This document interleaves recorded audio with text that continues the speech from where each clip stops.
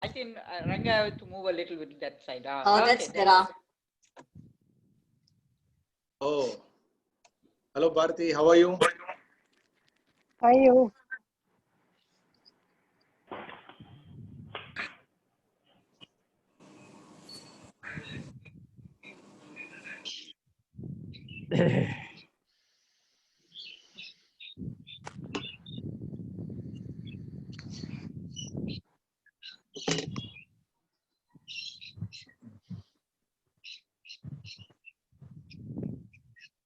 Venkat கூப்பிடணுமா டிஜியை? Family, yeah, it's very nice. Yeah, he has come. He has come. Good morning, I have joined. Yeah. Good morning. Good morning.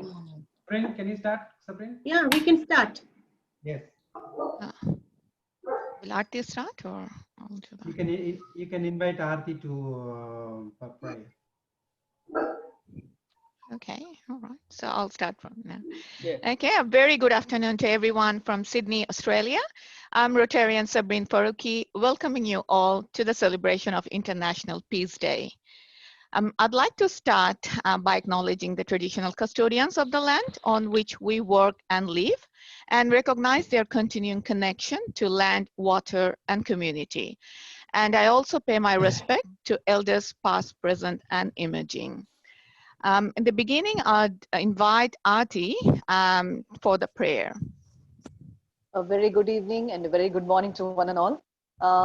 This prayer that I'm singing, this was a song sung by one of our legendary artists, Srimati M.S. Subbalakshmi, at the United Nations in 1966. The song, the meaning of the song is just, it says, cultivate friendship, and it is also looking upon others as thyself. It is to renounce war, it is to stop aggression to others, and it is to seek peace. So here goes the song.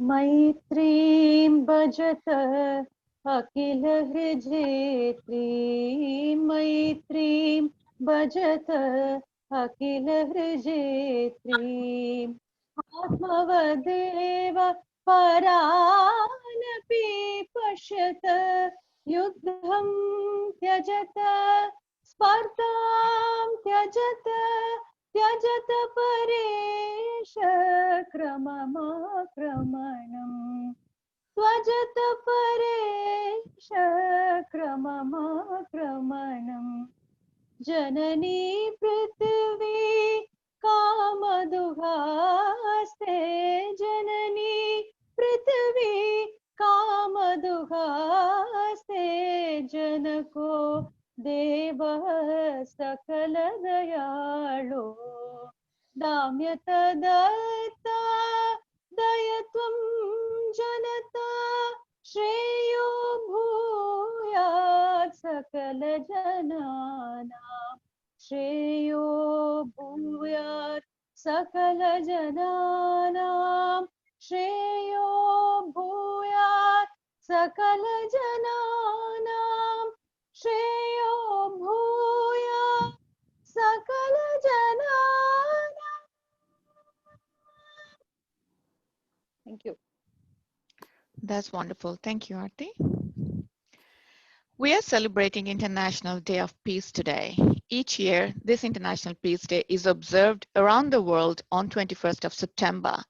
The United Nations General Assembly has declared this as a day devoted to strengthening the ideals of peace through observing 24 hours of nonviolence and ceasefire.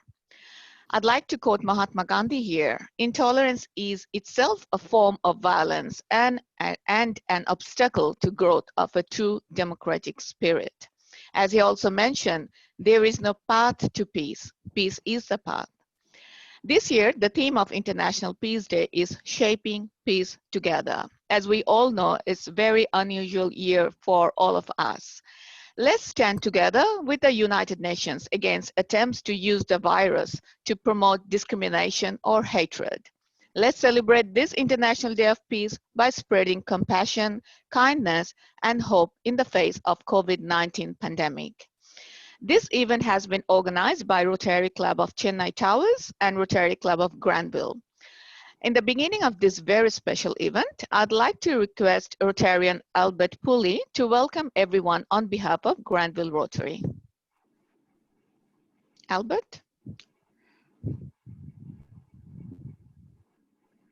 you're there? Can you hear me now? Yes. Thank you.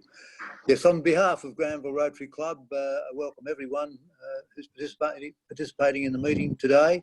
It is a recent tradition in Australia to recognise the original inhabitants of the area where meetings occur. I'm resident in a suburb called Homebush, and the original Aboriginal inhabitants of this area were called Wangai, part of the Eora Aboriginal people.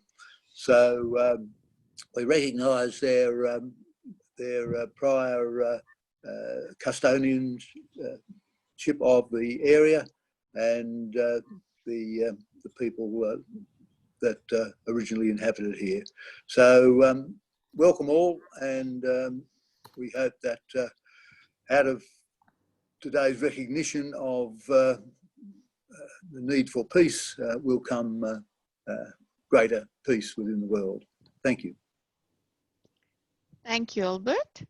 May I now request Rotarian Suresh, the president of, sorry, I skipped one. I'd like to request the chairman of District 3232, Rotarian Maithili Murali, to say a few words. Maithili, up to you. Yes, thank you. Peace greetings.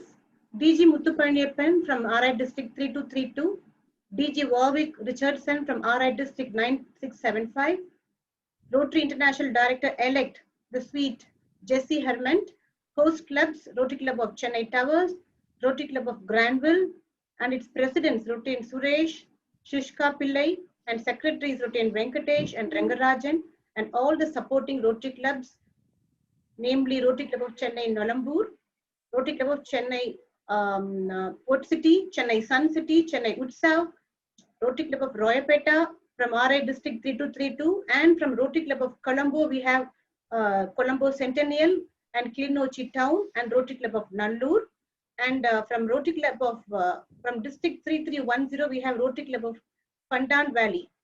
The speakers of today, Sri Wayne Golkande from Sri Lanka, Lau Greco from Australia, Rotarian Raj Mohan from Singapore, and Ms. Gayatri Shriram from India, Rotarians, PDGs, dignitaries, invited guests, additional chair Rotarian Krishnan, and my team members, peace members, welcome all to Peace Forward. A special mention and thanks to Rotarian Rangarajan from Rotary Club of Granville, who supported me in all possible ways for this program to happen. Thank you, Ranga. Each year, the International Day of Peace is observed around the world on 21st September. The UN General Assembly has declared this as a day devoted to strengthening the ideals of peace through observing 24 hours of non-violence and ceasefire. Since September 21st is a Monday, and owing to the difference in time zones, we are organizing this program today. This year, it has been clearer than ever that we are not each other's enemies. Rather, our common enemy is a tireless virus that threatens our health, security, and the very way of life. COVID-19 has thrown our world into turmoil and forcibly reminded us what happens in one part of the planet can impact people everywhere. To mark its 75th anniversary, the United Nations has invited millions of people and organizations worldwide to connect on global conversations on building the peaceful and prosperous future that we want. Rotary's Peace Building and Conflict Prevention Team, RI District 3232, has associated with Rotary Clubs from Australia, Singapore, and Sri Lanka to share our thoughts and discuss on ways of spreading more peace into this world. The 2020 theme for the International Day of Peace is Shaping Peace Together. Let us celebrate the day by spreading compassion, kindness, and hope in the face of pandemic. Peace is a daily, a weekly, a monthly process, gradually changing opinions, slowly eroding old barriers, and quietly building new structures. John F. Kennedy. Thank you. Thank you so much. May I request Rotarian Suresh, the president of Chennai Towers Rotary Club, to welcome Rotarian Muthu Palaniappan, the district governor of 3232, for joint inauguration.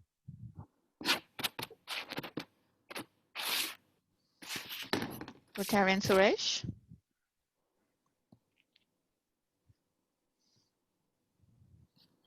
Good morning, everyone. Afternoon and good evening, wherever you are. It's my pleasure of introducing AKA's Rotarian Muthu Palniyappan, who is our district governor of our district 3232.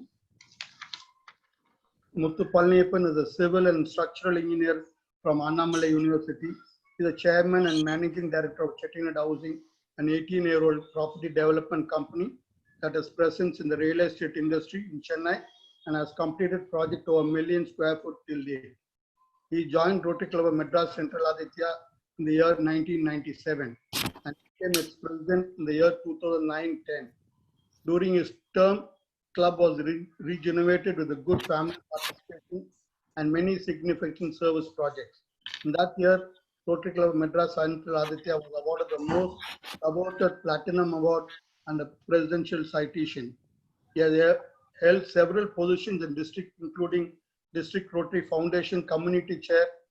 He served the district for 3 consecutive years, promoting the value of PRF, contributions, grants, projects, and stewardship. In the year 2015, a district chairman for Revive Chennai Mega Flood Relief Program for Chennai floods. He, along with his team, rehabilitated more than 6,500 families in Chennai for providing relief kits within a span of 30 days and total project value of 2.2 crores. He has been official aide to many visiting RI dignitaries and attended many Rotary International conventions. He has traveled widely across many countries. He has received many awards and recognition at the district level and is also a recipient of Meritorious Service Award by the Rotary Foundation in the year 2016. He is married to Anne Kamala Rotarian. Yes, Muthu Palniyappan, his spouse Kamala, has contributed more than $250,000 US, and they are Art Column Society member of Rotary Foundation. They are blessed with 2 daughters, Neeti and Miralini. Here's Muthu Palniyappan for y'all. Thank you. Yeah. President of Rotary Club of Chennai Towers, Rotarian P. Suresh. President of Rotary Club of Granville RID 9675, Rotarian Shrishtka Pillai. Rotary National Director-elect Zone 8 Jesse Hartman. My batchmate District Governor from 9675 Warwick Richardson. Peace Building and Conflict Prevention Chairman of District 3232 Maithili Muralidharan. Supporting Rotary Clubs 3232 from 3232 and from 32320. Speakers from India, Sri Lanka, Australia, Singapore, my dear fellow Rotarians, and Janets and other invited guests, good morning and good evening. This year in our district 3232, we have laid a lot of emphasis for peace. Why I am saying so? In the community service avenue, you all know we have 7 areas of focus. In a unique way, we are having 7 chairmen for each and every area of focus. Instead of community service development or health, we have 7 different chairmen, and one important chairman is the peace building and conflict prevention. You have Maithili Muralidharan here, who is the architect for this program. All the other 7 areas of focus are very important for peace in my view, be it disease prevention treatment, maternal and child health, water and sanitation, basic education literacy, community economic development, or environment, the 7th area of focus. Everything relates to peace. If people are dying or people are suffering from disease, communicable or non-communicable disease, there can't be any peace in the community. If the mother and child are not taken care, child mortality rate is high, or malnutrition is there in a community, definitely peace cannot exist. If we wish to create peace, lasting peace, we must begin with the children, says Mahatma Gandhi. Safe drinking water and access to safe drinking water is an area where peace prevails. Unable to find resources or means for a day-to-day living, economic and community development front, if you are not taking care of that, then the peace is disturbed at the community level. Activities that destroy and create imbalance in environment leads to a lot of disturbance in your own community. Why? Even at the club level, if you are unable to coexist with your own Rotary members, the peace at the club level is disturbed, at the district level is disturbed. So peace is there everywhere around you. before we talk about territorial issues, border issues, or insurgency, we should look at our own selves, inward, look inward. That is where the peace lies. So from our district, we are clearly focused in terms of managing all the 7 areas of focus to the best of our ability so that it leads to lasting peace in the community that we serve. Poverty is the worst form of violence. So everything relates to poverty. Whatever I've been talking about, the 7 areas of focus are all connected to poverty, I would say. So elevation of poverty is the prime importance that we give, and health and hygiene also plays a major role when in terms of pandemic situation where we are in today. One condition for fighting for peace and liberty is to acquire self-restraint. That is what we are working towards. This year's theme of World Peace, Shaping Peace Together, attains much more importance during this pandemic situation. And I really appreciate the effort that has gone in organizing this Peace Forward program today. And my best wishes to all the participants who are here. We are eagerly looking forward to the speaker's view to take it forward in our district. Thank you for having me here. Thank you. Thank you so much, Rotarian Suresh and Rotarian Muthu. May I now request Rotarian Suresh Ponia Pillai, the president of Granville Rotary Club, to welcome Rotarian Warwick Richardson, the district governor of 9675, for joint inauguration. Suresh, off to you.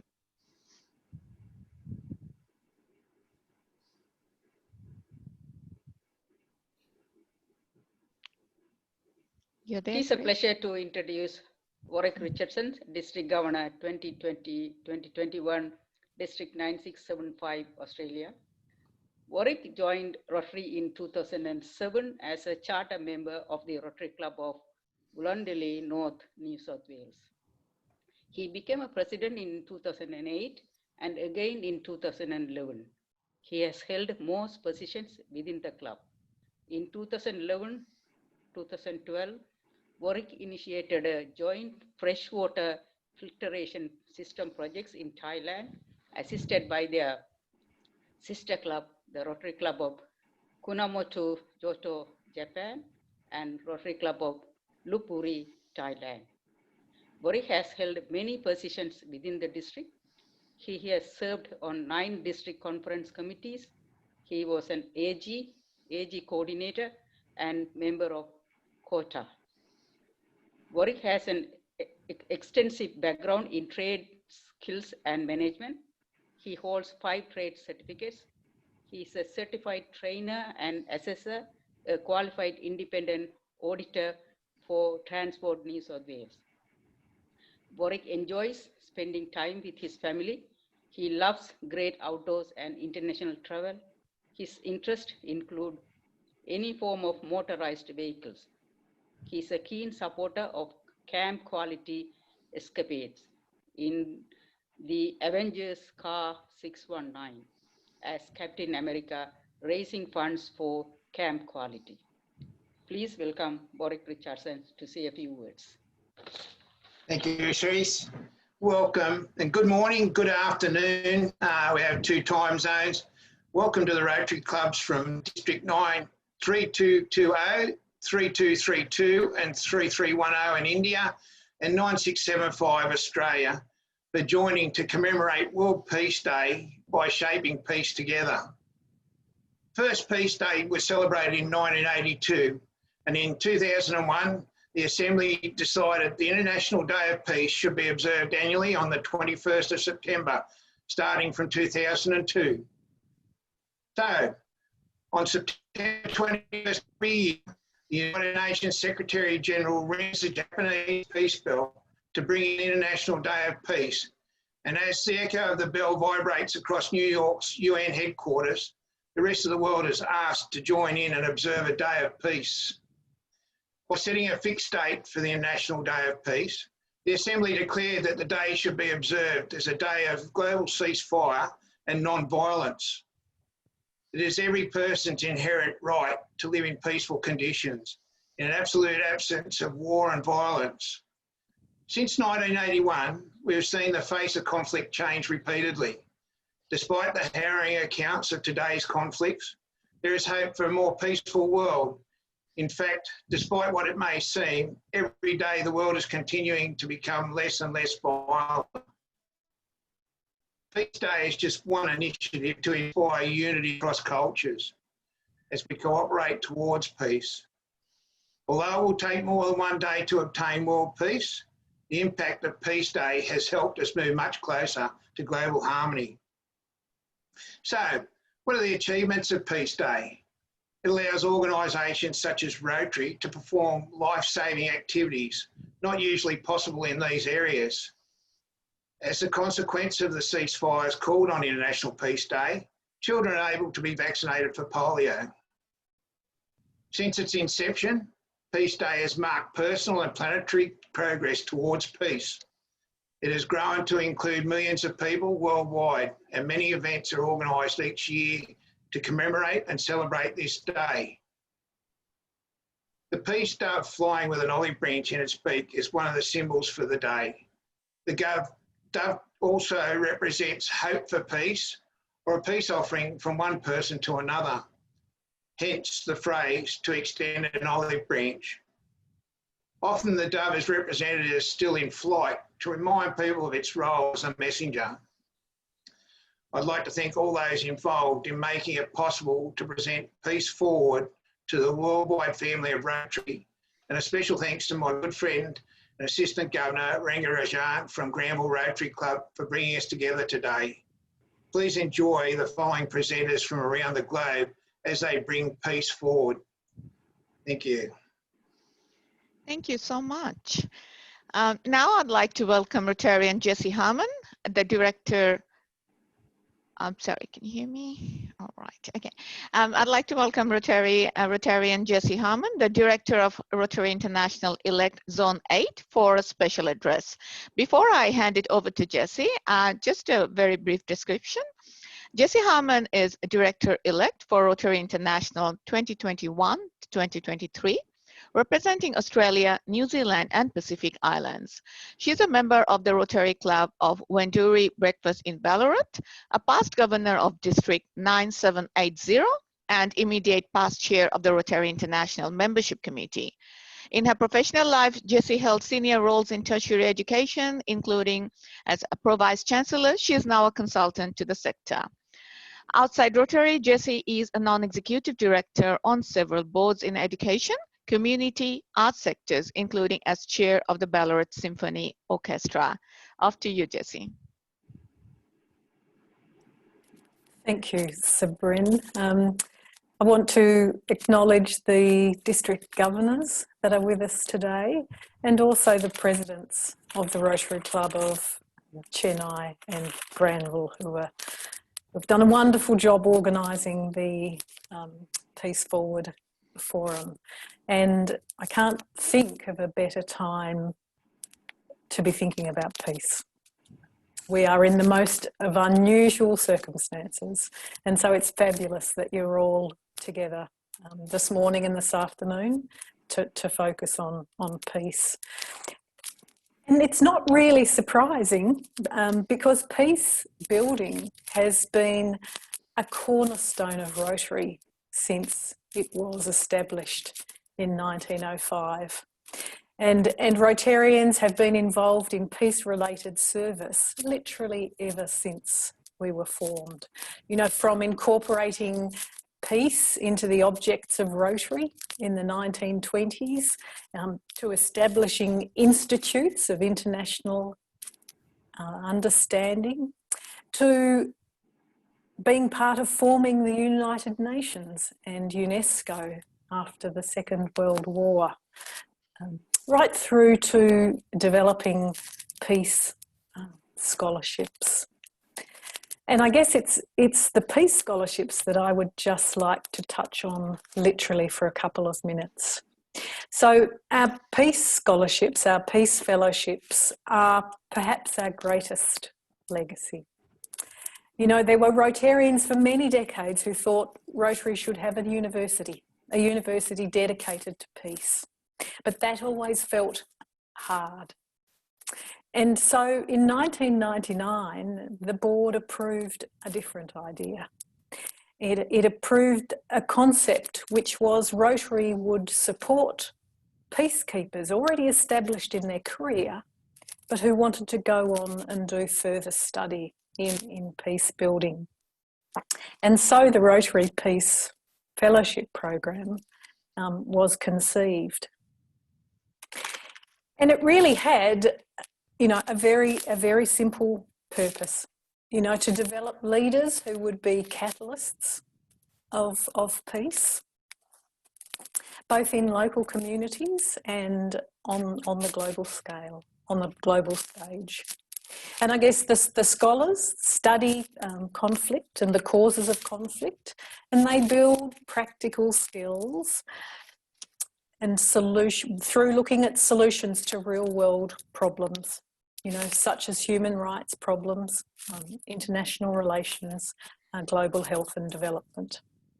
Now, I'm conscious that I'm probably talking to an audience that knows quite a bit about this program anyway, but every year Rotary funds up to 130 fellowships, either at master's or professional certificate level. And since the program was founded, has supported more than 1,300 scholars. And those scholars like Olivia, who is with us today, those scholars are working in a diversity of fields, in government, non-government organisations, in education and the military, in law enforcement, and in international organisations like the World Health Organization, the United Nations, and the World Bank. So it really is a wonderful, lasting, legacy building program. And I think epitomises the true spirit and mission of Rotary. As I say to all of you, thank you for giving up your time today to be part of this Peace Forward Forum, but more importantly, thank you for everything that you are doing to promote peace right around the world. Thank you. Thank you so much, Jessie. I definitely echo whatever you said. It's a wonderful event and all the Rotarians are fantastic. All right, and it is wonderful to listen to all the Rotarians from different parts of the world. You have said all the valuable words, really appreciate it. We are moving to the main part of our event today. A quick note, we are running a bit behind our schedule. So I'd request all upcoming speakers to be mindful of that so that we can finish it on time. Now, time to welcome our first speaker, Ben Galkananda Damananda Tiro. Ben Galkanda Dhamananda Tiro is a Sri Lankan national and a monk of Theravada Buddhist tradition. After completing the monastic training, Ben joined the University of Kelaniya, Sri Lanka, and received his BA Honours degree in history. After winning the Commonwealth Scholarship in 2003, he completed his postgraduate studies. Ben is the Executive Director of Walpola Rahula Institute, where educational and training programs are offered for religious leaders and laypersons with an aim to support social healing. He is a full-time lecturer and head of the Department of History, University of Kelaniya, Sri Lanka. Ben Dhamananda is actively engaged in issues related to social justice and harmony that promotes an inclusive, plural society. He has been actively using the social media to propagate the messages of nonviolence. Over the years, he has been in dialogue with religious leaders on issues related to social justice and healing, and wishes to support others to enter into similar dialogues. He is inspired by the Buddha's teaching of Bahujana Hitaya, which means the betterment of all, calling for one to work beyond religious, ethnic, or social labels to actively uplift the society, especially supporting those who are vulnerable, marginalized, and discriminated. It is an absolute honor to have him with us today. Please help me welcome Ben Dhamananda.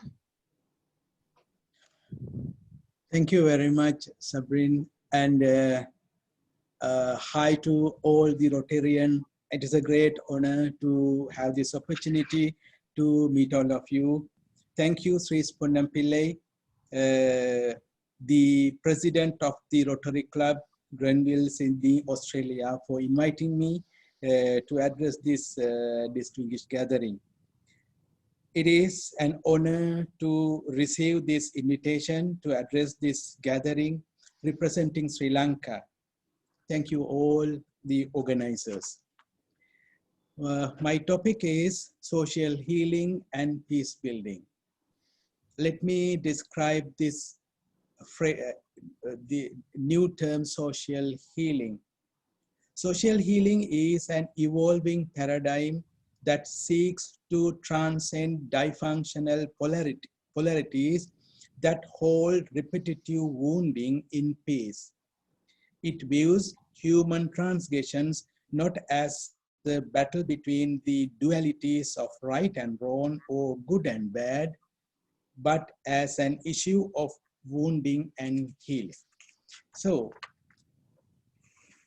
this is a paradigm shift.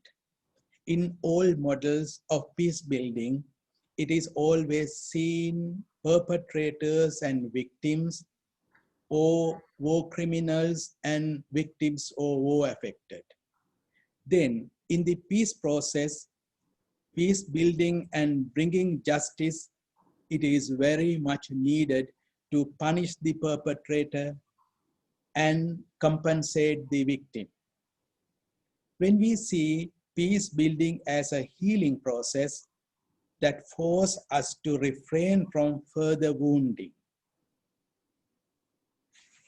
If healing is the motive that forces us to change the way we look at the perpetrator, that forces us to see the victimhood of the perpetrator as well. When we see the perpetrator is also a one-time victim, then that understanding forces us to find ways of peace building that both the victim and perpetrator can be healed. Let me share with you my own experience. When I lost my elder brother who was in the police during the last armed conflict in Sri Lanka, it wounded me severely. I thought my brother is the victim. My family members are the victim. One day, I got a chance to meet former combatants.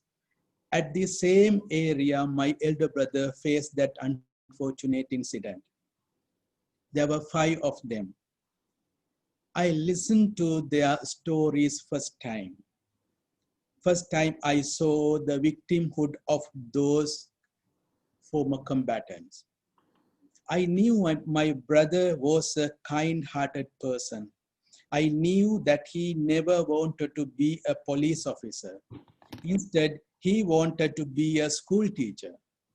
But the atmosphere, circumstances forced him to become a police officer. So I knew he is a victim from very beginning. But until I meet those former combatants, I never knew they are also victims. They are also wounded. Sometimes much more than wounded than my brother. If this is the case, then who should be punished? Who is the victim? Who is the perpetrator? So this is where the paradigm shift happened. When you see me as a Buddhist monk say something about losing my brother, you all will see me as a victim, someone who has lost his loved one. It is like taking a picture with a camera. You take a picture at the moment I lost my brother. But before that, if I used to preach as a monk, this land belongs to my community, and this is the land, this religion should be protected, and other communities are enemy, then I am part of the perpetrator. If you take the photo, when I was delivering such speeches, I become the perpetrator. My brother went to the eastern Sri Lanka as a police officer, and he had a gun in his hand. we take the photo when he got the shooting, then he become victim. But maybe 10 minutes before, if we take a photo that he was shooting to the other side, then he become the perpetrator, other side people become the victim. So this is the way that to see the perpetrator also part of victim, and the victim also one time become a perpetrator. We all are contributing to, you know, whatever happens in the world. Once we understand this, I think our intervention, our way of handling, our way of contributing become totally different. Then we will see every one of us are wounded people.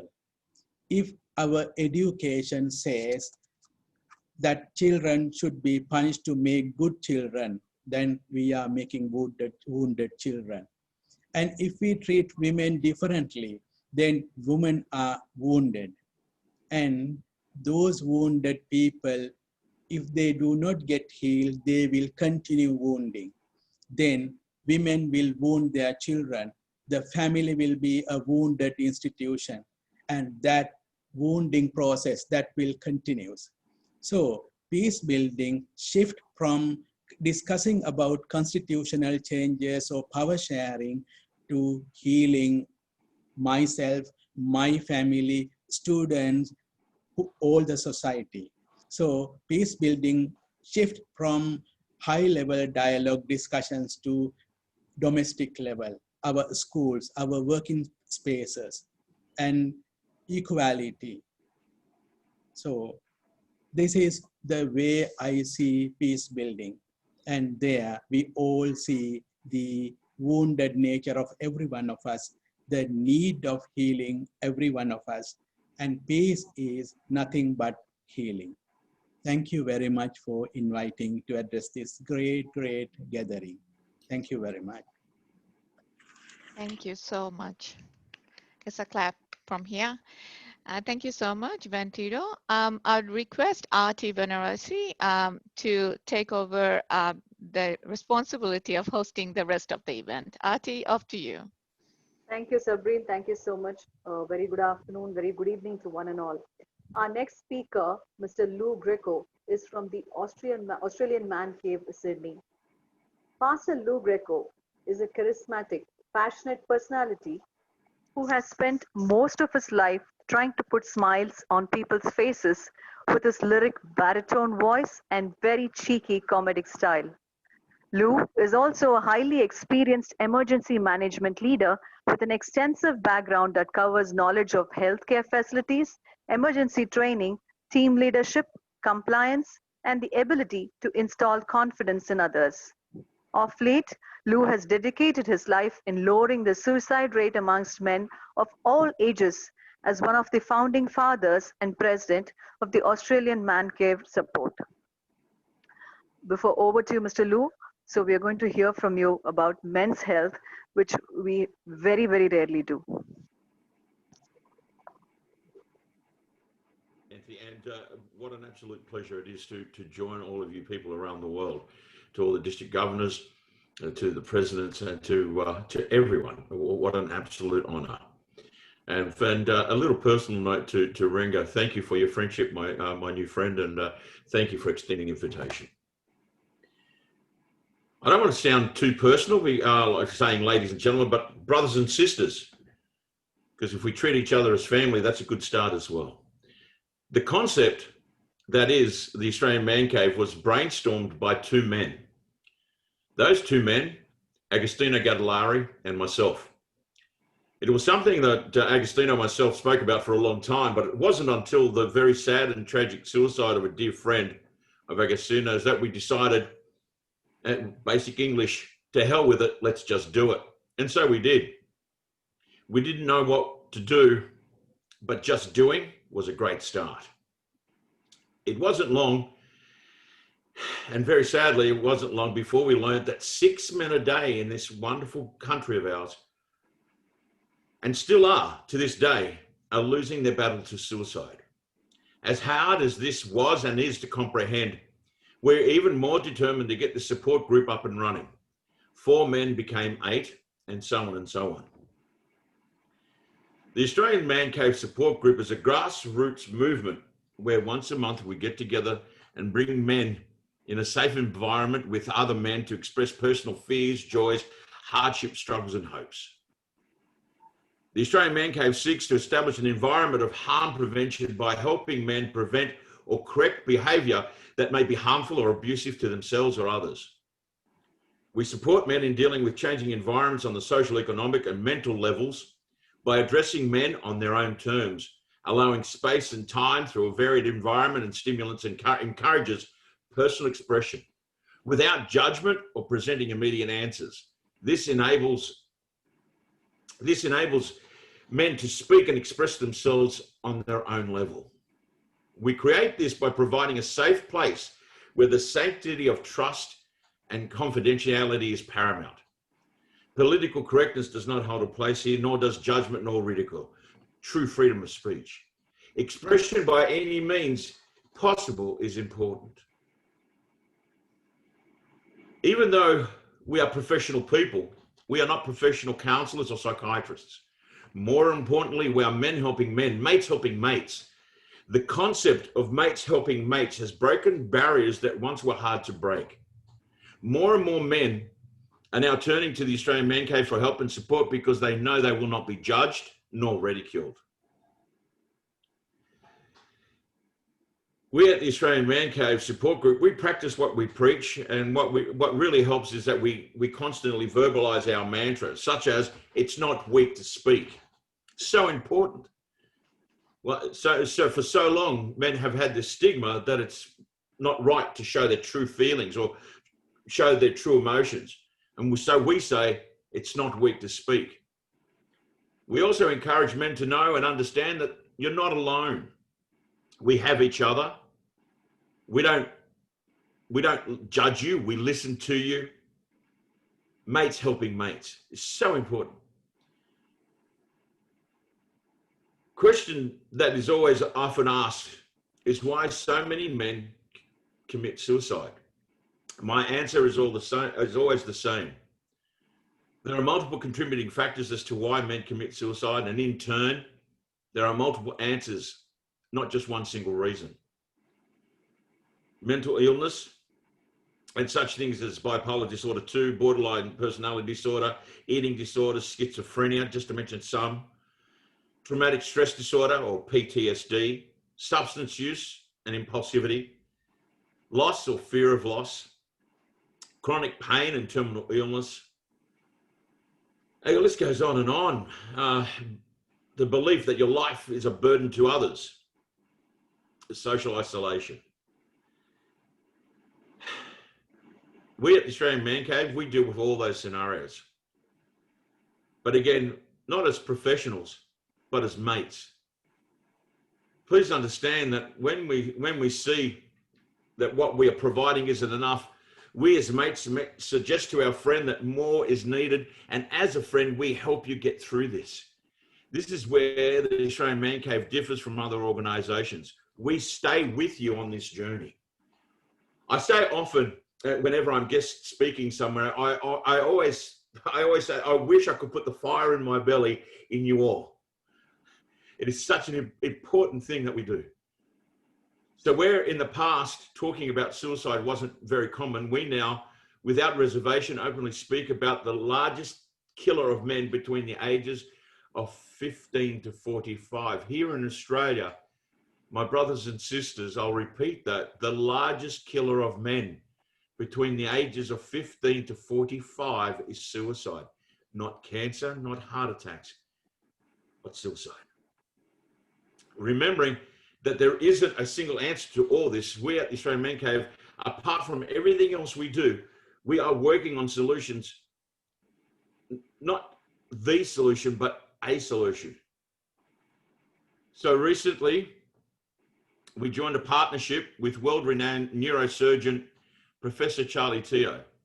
Together, we are launching an initiative in 2021 to brain scan Indigenous and refugee children that have been diagnosed with ADHD to determine whether that child really is dealing with ADHD or in reality dealing with PTSD. Our team of neuroscientists are in the process of developing a software program, Omni, that we will enable an MRI scan of someone's brain to give information about how that person's brain is functioning, not just how it looks structurally. This will be a game-changing technology because many brain problems have until now eluded definitive diagnosis with either a blood test or an imaging test. To be able to diagnose a mental health issue such as depression and anxiety, and then be able to show that test result to the patient in a tangible form, such as 2D or 3D image, will be incredibly empowering. One of the major problems with people with depression is that they often feel that no one can hear them, that no one believes that there is actually an abnormality of their brain. This Australian first technology will change the entire landscape of mental illness. Furthermore, the scan also highlights specific networks in the brain that are abnormal, and these networks can potentially be modified using a safe and an established treatment called transcranial magnetic stimulation, or TMS. What we are trying to do is once the diagnosis has been determined, that child and their family can either continue the child's medication or now seek proper counselling pending the outcome of the scan. We at the Australian Man Cave have started using this technology with Man Cave members. We affectionately call ourselves Man Cavers. We are also proud, my brothers and sisters, to announce that early 2021, with the help and support of the Australian Man Cave patron, Guy Zangari MP, and Dr. Sabrine Farouk, the Australian Man Cave Refugee Support Group will be launched. Here we will continue to concentrate on lowering suicide amongst men of all ages, but also help integrate refugee men and their families into the Australian way of life. And if I can add on to this peace building, this world of peace, my family laughed because I've started Grecoism. And I suppose Grecoism is a thought, but it's something practical. I have shared these 2 points with many people whenever I speak to a group of people. And I am now honoured to share it on this world platform. What I'm about to share with you is, I believe, is not mythical nor impossible. But if we simply respect each other 1% more, we would overnight change the world. If we all started to think of each other instead of for each other, again, massive changes would occur. Understanding that thinking for you, I'm being controlling, but thinking of you shows I care. Caring, respect, friendship, love. These are not just words. These are things that we need to put into practice. These are things that we should be showing without reservation. So please, let's all start practicing respecting each other that little bit more. Let's show how we truly feel without hiding how we feel. Let's embrace one another. And again, I thank you for your time. I thank you for listening, and thank you for the honour of being part of this this wonderful World Peace Day and building peace. Thank you. Mr. Lou, thank you so much for throwing light on a topic which really doesn't get the attention it deserves. Mental health is never taken seriously. So I think you truly are a passionate man cave. Thank you so much. Thank you. Moving on. Well, our next speaker, Mrs. Gayatri Sriram, she's a podcaster, consultant, coach, not-for-profit board member. As a solopreneur and an entrepreneur, Gayatri has worked away from the traditional job-oriented economy for years and thrived in the new entrepreneurial ecosystem. She knows firsthand what it is to earn a living and build a business as a woman and a niche player in the market. Her conviction that it can be done has kept her going through multiple failures and setbacks. Today, she works towards supporting women reaching their business aspirations as a mentor and coach. Her organization, Earth Impact Consulting, focuses on supporting entrepreneurs who work towards sustainable development goals. She is a part of a collective called Her Business is Our Business that offers consulting, coaching, and research for building an ecosystem that is supportive to women entrepreneurs. Today, she will be speaking on women in peace, enabling economic participation of women in peace building. Over to you, ma'am. I would wish to share my presentation.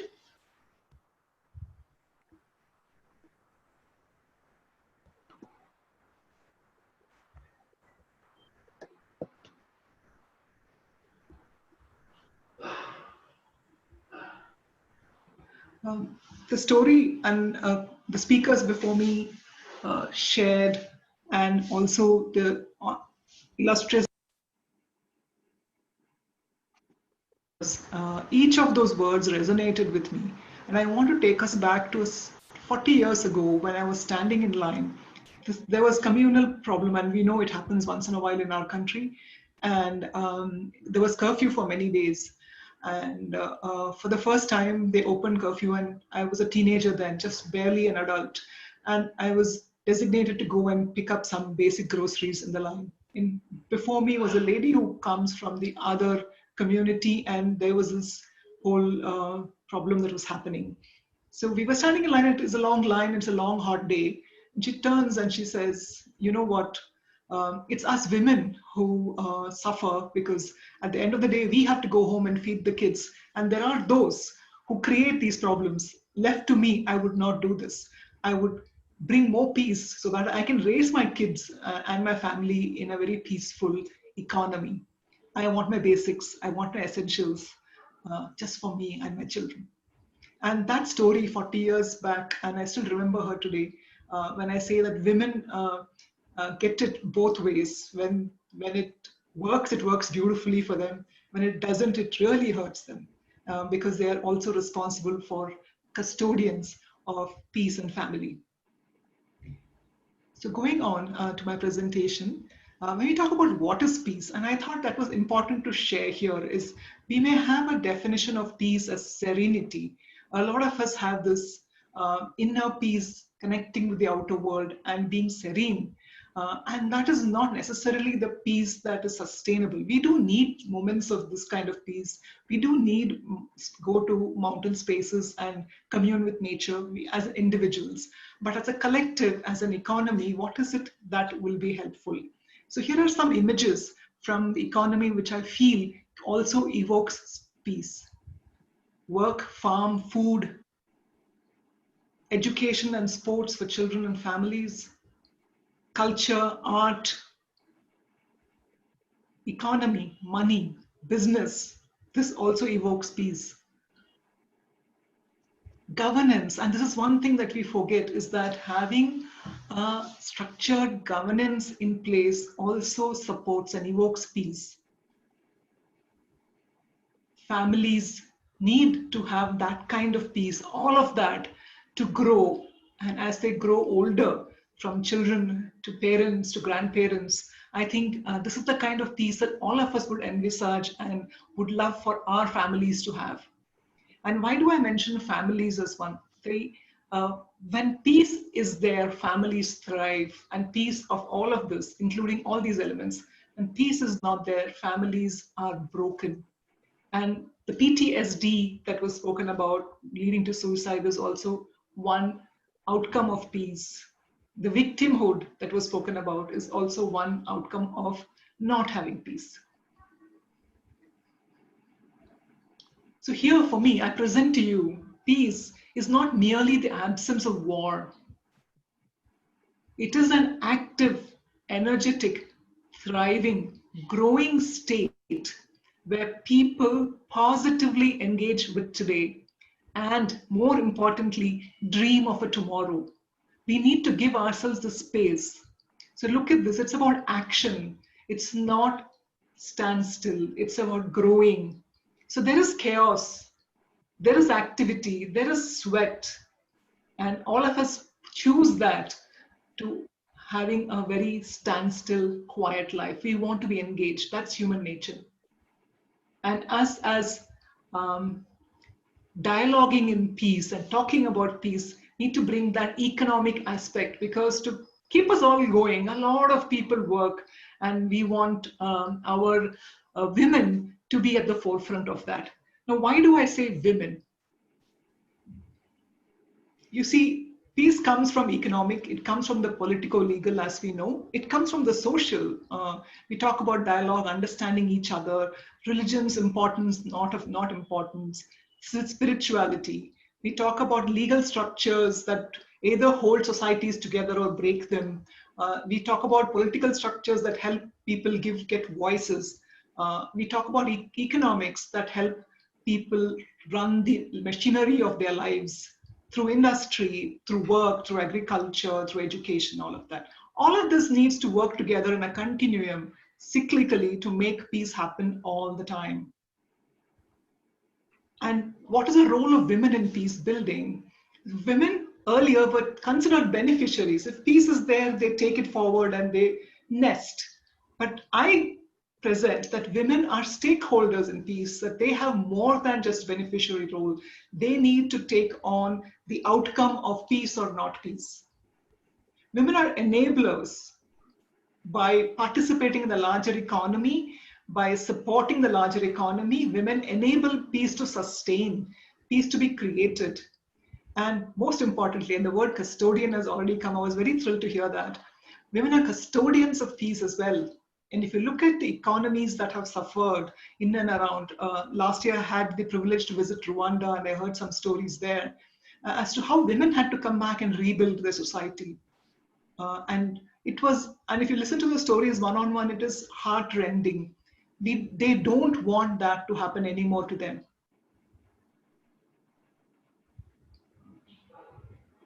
So here, how does economics connect to peace? Economics, when women work outside the home, in and around the home, and are part of Main Street or the central business district, opportunities exist for them to exercise leadership, to exercise decision-making and ownership. They build communities. So there's this in and around, even if it is just in their home, in their apartment complexes. There are a lot of stories now in India when you talk about COVID and the response to COVID, how women have got together to bring support to people they've never heard of, and they probably never will again, to provide relief. They're using technology, like how they would at work. They're using Excel sheets to decide meal plans for people and deliver those meals to people in need. Yeah, that's women at the community level engagement. Women have, I know women who are working in the pharma and support allied industries who are shifted their production away from the regular products to sanitizers, PPEs, masks, and educating public to use. So there's decision making and ownership. So when the enemy is not another human being, but the enemy is some tiny virus, women have stepped up. So this is decision making and ownership as well, to pivot from what they were doing to support what is happening and save a lot of lives. Of course, the opportunities for leadership are all there, it's all there. But I'm also talking that work and working in a structured economy helps women take up leadership positions. We talked about the importance of political, legal, and governance in maintaining peace. And we have heard stories that when women were involved in negotiating peace, the peace stood longer. So where do women get that experience? It is not fair to just thrust women into a negotiator role without the experience. And we need to have a lot more of women. So how do you give them that during times when there is no war? Is putting them through the central business district where negotiation, putting your point across, communication, cooperation and collaboration help success. So this economic activity actually contributes to peace building activity, and more women are involved as stakeholders, custodians, and enablers of peace, using this as a scaffolding to larger governance or public roles. So we need more women, as we know. In social sector, there are a lot of women, and organizations such as Rotary, I'm very, very happy to see so many women here. It's not true in my life. Very rarely do we see this kind of percentage of women active and engaged. So I find that economic activity abysmal. In the entrepreneurship world, we talk about 14% of businesses that are currently active or even started and may not be active in India are run and owned by women. Political legal, we have had to have laws changed to get people to come into the political arena to take decision making for themselves and their community. And this is something where we think that more women are needed.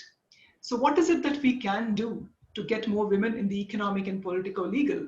One is to give them that experience of the Main Street, Central Business District, get them involved in commerce, so that they take decisions and get comfortable with all of that, being part of a public life. The call to action, and this is again for us here in this forum as well. One is look at experiment, what works. So here, COVID has brought up a lot of experiments on its own, and people are talking about how women leaders are doing a much better job of managing COVID in their own countries. So there is the premier of Germany, then there is New Zealand and all of that, and that's happening. But can we create crucibles that support such experimentation during peace times in geographies which are not necessarily at war?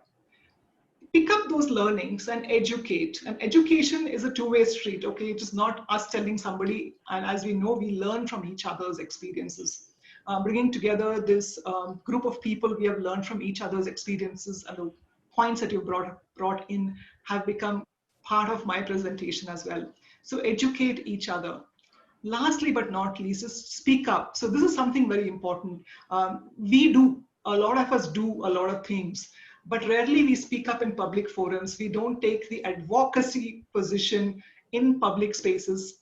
Put up your hand in where the governments gather, the world leaders gather. So that is my vision. So building this experimentation space, a crucible, safe space for communities to experiment, bringing women in various roles. Then educate, learn from that experience, bring it back to those crucibles, and largely speak up using those experiences, share it in the public spaces so that people learn and can then go back and experiment differently. Lastly, my vision is for an ecosystem for every woman. So we do have, when we talk about the indigent poor, there is definitely a lot of people who are working in that.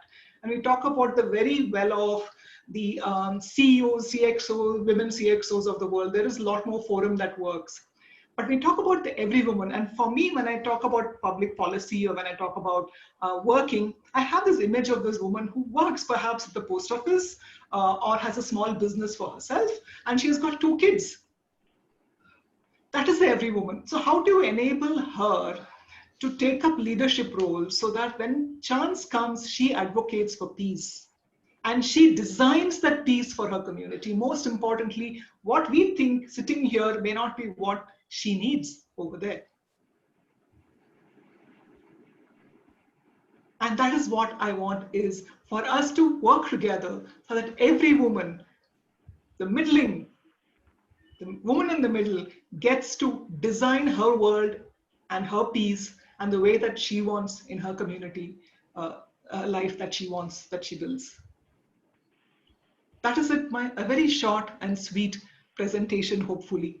I thought these images would evoke a lot more in us. Thank you, and peace for all. Thank you so much, ma'am. Peace is not merely an absence of war, and it is much more. So you brought the bridge so beautiful between women and peace. Thank you, ma'am. It was wonderful. Thank you for the opportunity. Our next speaker, District Governor Rajamohan Munuswamy from the Rotary Club of Pandan Valley, Singapore. Rajamohan Munuswamy or Mohan joined the Rotary Club of Pandan Valley on 24th of July 2009 and he was selected as the club president nominee in 2011 and he served as the club president in 2013-14.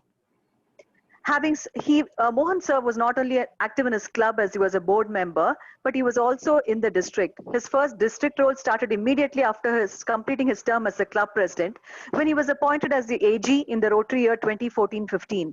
Thereafter, he consecutively served as the district membership chair, vocational service chair, Rotary Global Awards chair, and several other posts.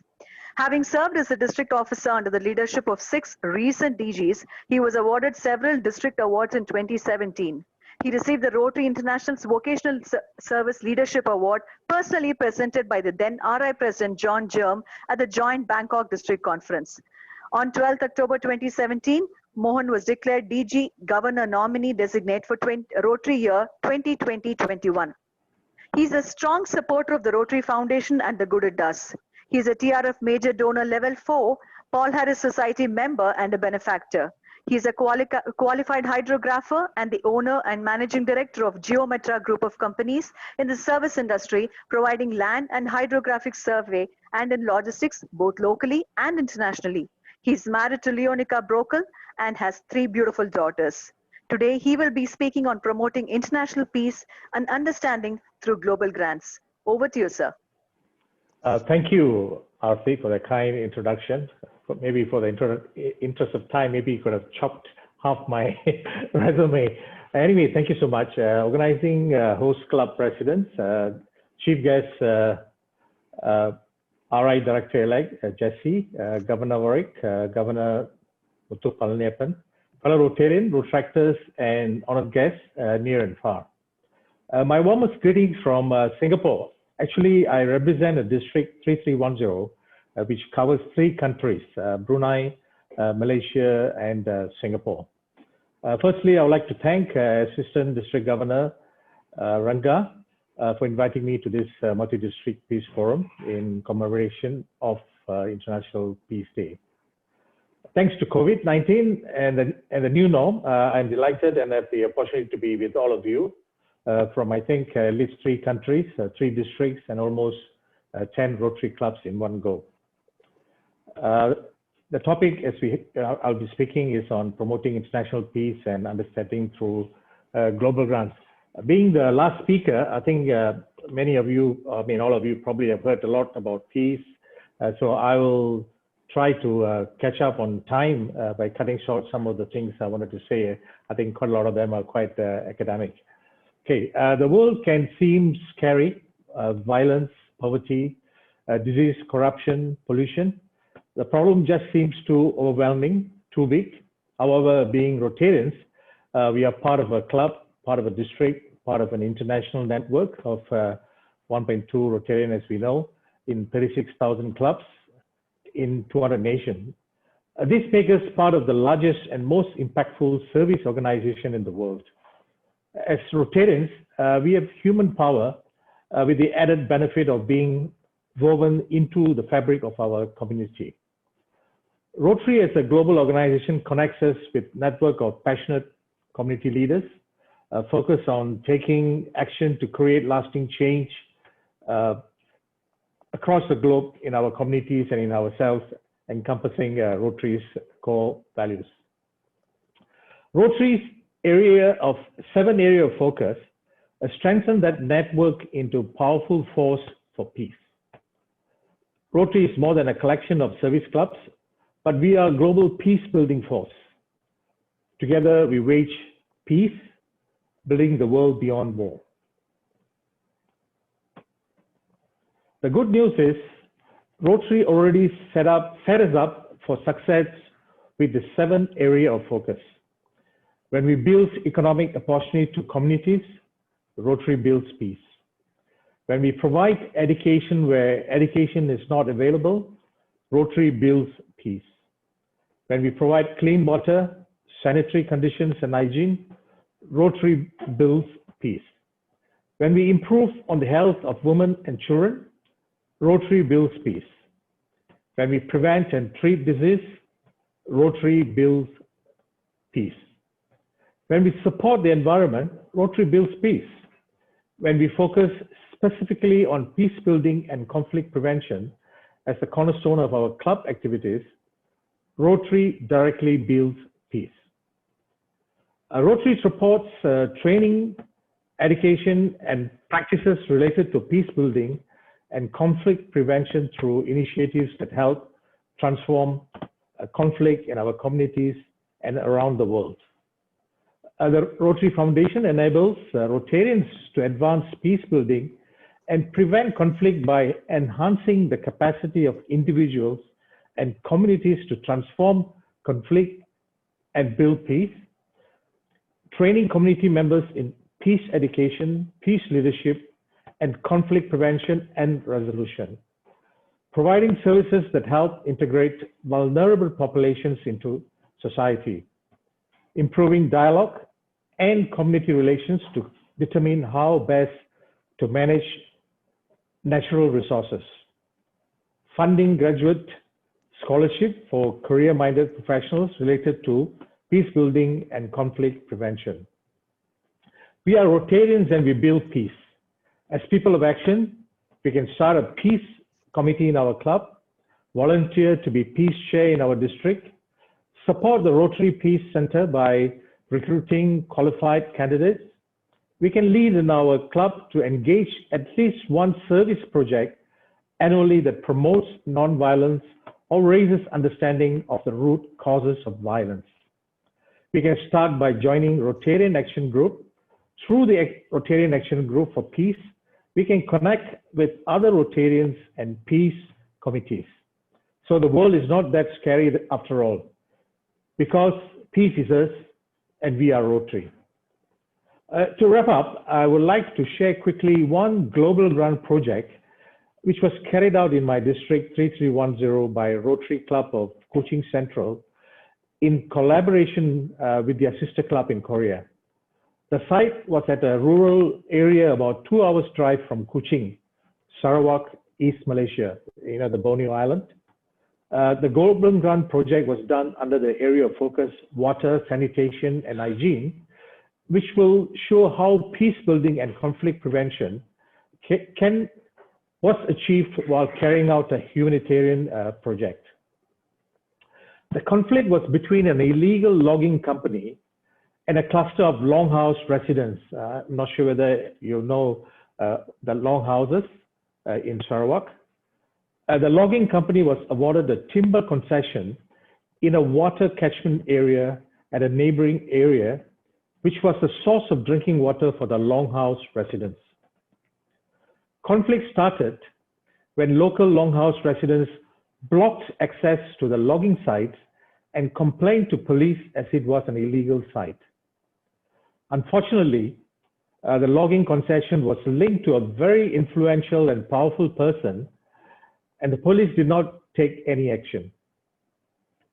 The logging company employed gangsters to remove the blockades and started beating out the residents who protested even more vigorously, ending up with some residents and a son of a longhouse headman being injured and hospitalized. After about 2 years of confrontation, one of the gangsters was killed at a blockade. Police arrested the headman and several residents. Longhouse folks went to the police station in town and demanded release of their headman. After knowing the plight of the longhouse residents, a Rotary Club of Kuching Central was able to pipe water from an alternative source 5 kilometers away, filtered it, and then provided clean potable water to over 160 individual households in 5 longhouses. The project cost was US $67,000. The outcome was the source of conflict, which went for 2 years, was mitigated, and the longhouse residents were supplied with clean water. This was just one of many District 3310's global grant projects, which was instrumental in peace building and conflict prevention using Rotary area focus and the grants from the Rotary Foundation. We are continuously undertaking many projects in India, Cambodia, Philippines, Thailand, Nepal, Nigeria, India, Brazil, etc., etc., covering all of Rotary's area of focus, including sponsoring one Rotary Peace Fellowship this year. For over 100 years, Rotarians have been advancing understanding, goodwill, and peace through our service work. Global grant projects covering Rotary's 7 area of focus will increase our impact in line with our Rotary strategic priorities and at the same time build peace. Let's empower Rotarians everywhere to create sustainable peace building in communities and regions affected by conflict and war. Thank you for having me, and it was a pleasure and honor to be part of this very meaningful meeting. Happy International Peace Day. Over to you, Aarti. Thank you, DG. As you rightly said, Rotary definitely has the power to change, and let's all together work towards a peaceful world. Now I would request Secretary, Rotary Club of Chennai Towers, Rotarian Venkatesh, to propose a vote of thanks.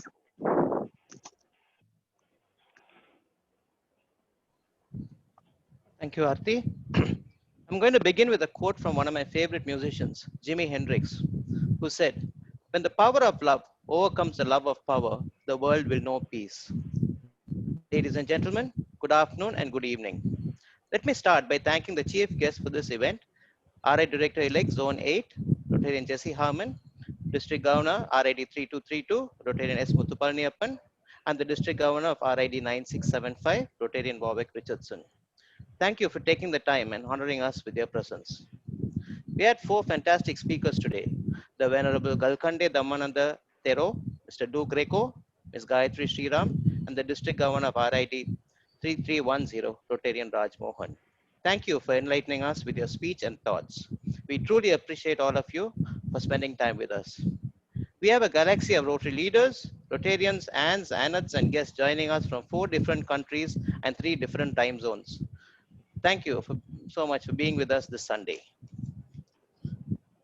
I thank the supporting Rotary clubs, RC Nolambur, Port City, Sun City, Utsav, and Roypeta from District 3232, RC Colombo Centennial, Kilinochchi Town, and Nallur from District 3220, and RC Pandan Valley from District 3310. Finally, the MCs for the day, Rotarian Sabine Faruqi from RC Granville and Rotarian Aarti Varanasi from Chennai Towers. Thank you so much for conducting this event in a very crisp and efficient manner. I would also like to thank Rotarian Aarti for her melodious invocation. On behalf of Rotarian Maithili and Rotarian Rangarajan, the brains behind this Peace Forward initiative, and the host club of RC Granville and Chennai Towers, I thank one and all for your presence today. Please stay back and for a short networking session. Thank you. Thank you, Aarti. Yes, thank you, Venkatesh. Ladies and gentlemen, please do stay back for networking and fellowship. It has been a wonderful session. Thank you, one and all.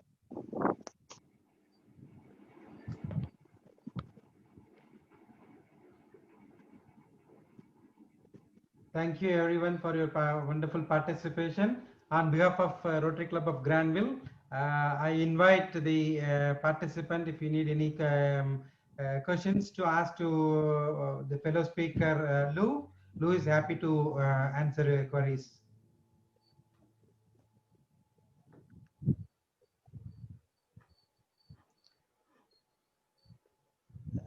You can please unmute yourself, please.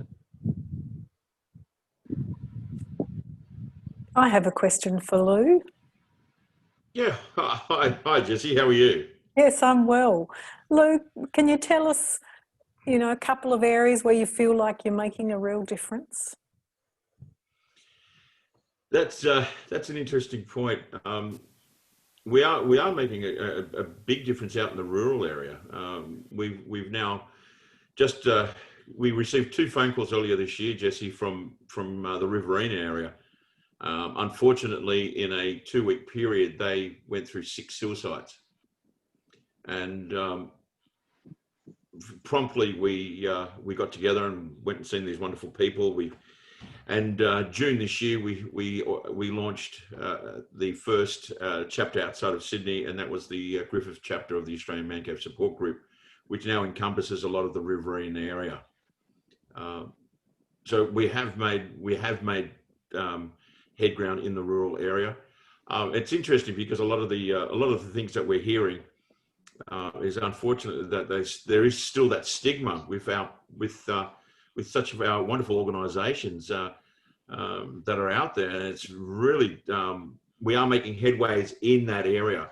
For I suppose, for lack of a better term, Jesse, we're hoping that one day Black Dog, Lifeline, Beyond Blue, I really hope that they will look at us as a pathway to them, because that's exactly what we do. So these, remember, I'm saying that we're professional people, but we're not professional psychiatrists or psychologists. So once we see that what we're providing isn't enough, now that we've got the trust of these men as mates, we guide them to those areas. And what is different again, though, is that we take them. We'll be with you. Also, a point that I did forget to mention, and I'm thank you for asking a question, Jesse, is that even though we are the Australian Man Cave Support Group, we have helped a lot of women. A lot of women have turned to us that weren't too sure which way to go. And just quickly, and I'll never forget the very first phone call I got 2 years ago. We're only 2 years young, so we're just babies, aren't we? But the very first woman that ever called to us that was lost was that her son had stabbed her with a pen. He suffered from Asperger's. The police, instead of getting him counselling, put an AVO out on him. She rang, complete confused, not knowing what to do. And very quickly, we got him emergency housing, and we got her the counselling that she required. I hope that answered your question. Next over to Guna from Pondicherry. Hi, good evening. Good evening to one and all. It's a wonderful session, and I thank everyone for inviting me. Actually, I want to ask you, because we've been doing a lot of projects actually with Australia, but along with the other part of the world. Actually, in Australia, we're doing with projects with 9820, 9685, and with our friend 9675, Rangarajan, everyone. I just want to ask you, because I've been working in the global grant for the last 10 years, but I've never done a project on Rotary Peace. What all the projects, as a layman, I'm asking you, what all the projects we can do, you know, out of this area of focus? The last thing we do is peace, but we need to come forward to do more projects, global grant projects in peace. So what are all the types of projects we can do for peace building, please? Thank you. Sorry, was that directed at me? Probably Jesse will respond.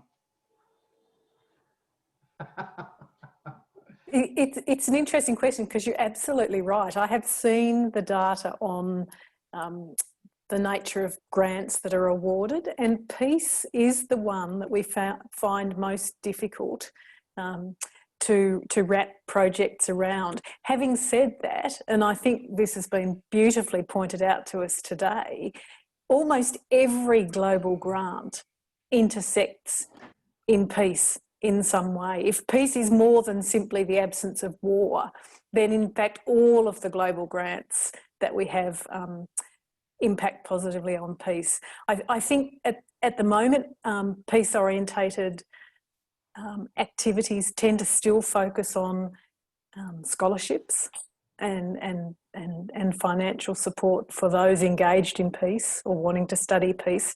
But I mean, there are much more creative people in me out in our Rotary clubs and networks, and I do implore all of you to think about what we've learnt here this afternoon and what that might mean in terms of, you know, future district and global grants. It's been wonderful. Thank you. Can I answer your question? Yeah, thank you. Yeah, I think what you're asking is, out of the 7 areas of focus, all the other areas of focus, we are able to identify the type of project that we can do. But in terms of peace and conflict, we are unable to identify the right project at the community level. Meaning, am I right? Yeah, at the community level, you can think of doing projects like domestic violence or child sexual abuse, drug prevention and treatment, drug addiction prevention and treatment, So you have a de-addiction center in your place. You can try to equip them and then facilitate them and then have a training program which will reduce the drug abuse. And then rehabilitation also, that's a very good global grant project where you can have a measurable outcome also. So all these things you can do at your own community level. Only thing you have to think out of the box and then come out with a global grant. Beautiful, thank you. Right. DG Warwick, do you want to say anything? Who was that, Ringer? Warwick. Oh, right, yeah, sorry. Ringer, I'd just like to say how well I think this has worked today. It's marvellous what technology can allow us to do and bring the world into a smaller perspective as far as communication goes. I think it's great they're all on the same wavelength, and I think that's part of what the family of Rotary is all about. So thank you to you and the other organisers.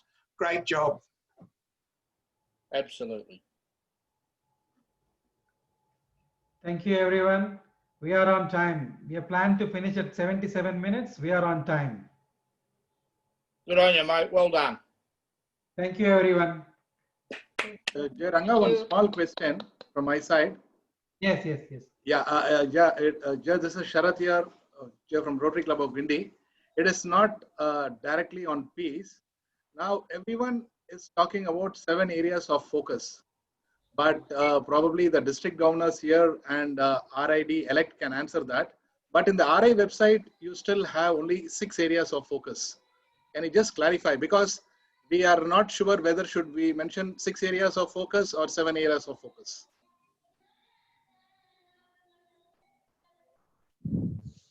Yeah, I think Jesse wants to answer that. Well, I can answer it. It's been approved. It will be officially declared at the 1st of July in 2021, but I think we should mention it. I think it's really important and it's going to be a wonderful fill-up for Rotary. But we'll put project grant applications in after the 1st of July. Yeah, ma'am. Thank you, ma'am. Probably, the RI website can also mention it as 7 areas of focus, because we are confused whether we should use the terminology 6 areas of focus or 7 areas of focus. Yes, they may stick to the rules a little more. I think you should mention it. I'll pass that feedback on though, Sharath. Thank you.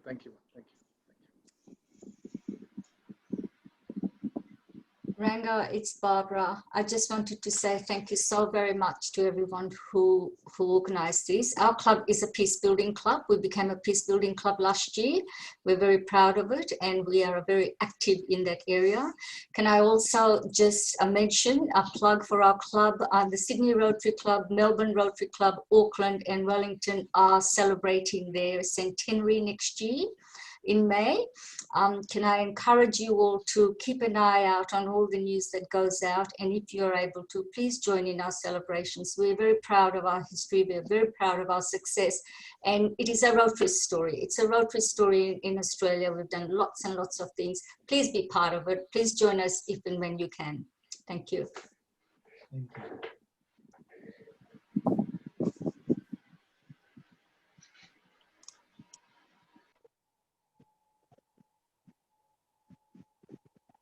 Once again, thank you, everyone.